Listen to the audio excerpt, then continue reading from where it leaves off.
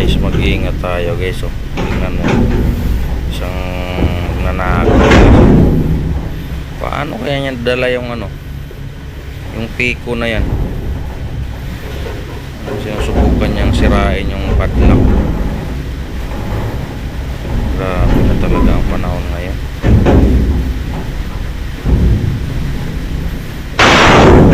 Takot. Antayin mo yung mga susunod na mangyayari dyan. Kung makapasok pa talaga yan. Umalis mo na siya. Clearing mo ba? Clearing. Sinatanggal niya ng padlock eh. Kaya ang susunod gagawin niya, sukin na niya yan. Oh, bumalik na. Ayan na. Bubuksan na niya.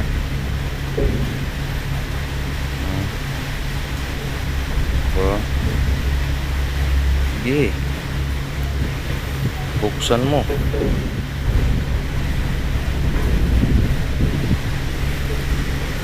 Lupit talaga. Nanakaw.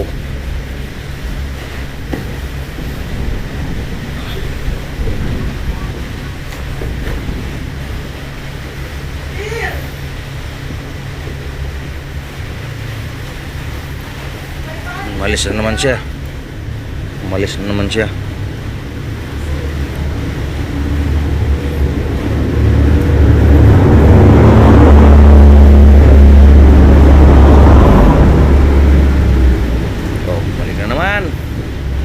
Pasok, siguro may napapansin din siyang ano, tao na baka makita siya. Oh, natanggal na yung kanina. Kalado, double padlock.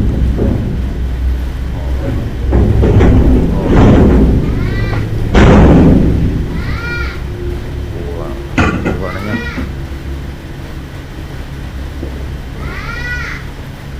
Nakuha na. So,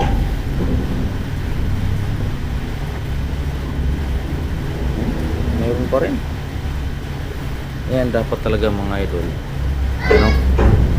Maraming mga matitibay na padlock yung ano. Hindi kakabit natin sa mga piton.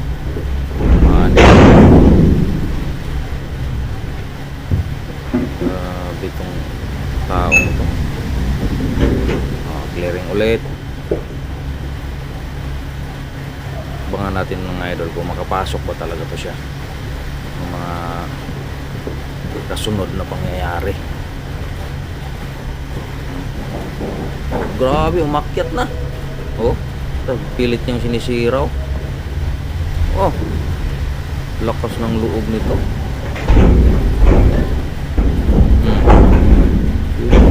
Sira.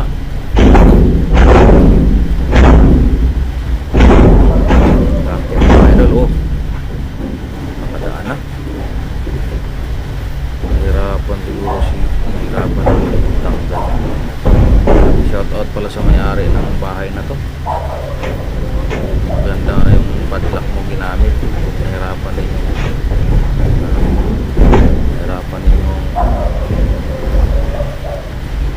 Hirapan ninyo magnanakaw.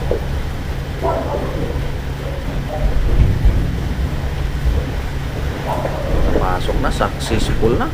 Nahulog na lang yung bag niya.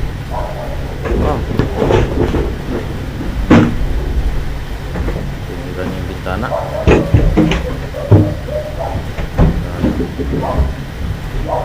Saan kaya ang tao niyan? May-ari ng bahay siguro nagbakasyon. Alaman siguro niya nagbakasyon. Kaya niya tinira. Kawawa naman may-ari ng bahay na to. Kaya napakaganda talaga pag may CCTV. Hindi niya nadali yung bintana mga idol, pintuan na. Grabe. Piniko niya.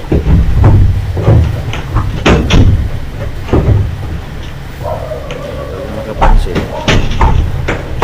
Dapat pala mga idol yung mga ano natin, CCTV sa bahay, yung may alarm pag halimbawa nadidetect na may tao, may nag-aalarm.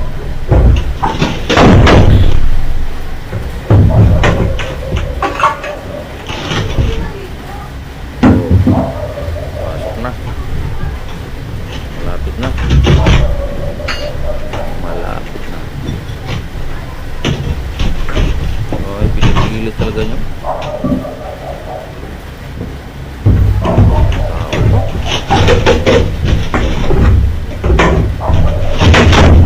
Eh.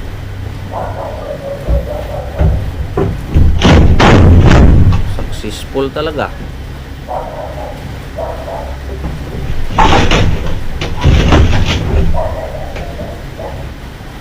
Piko talaga yung pintuan.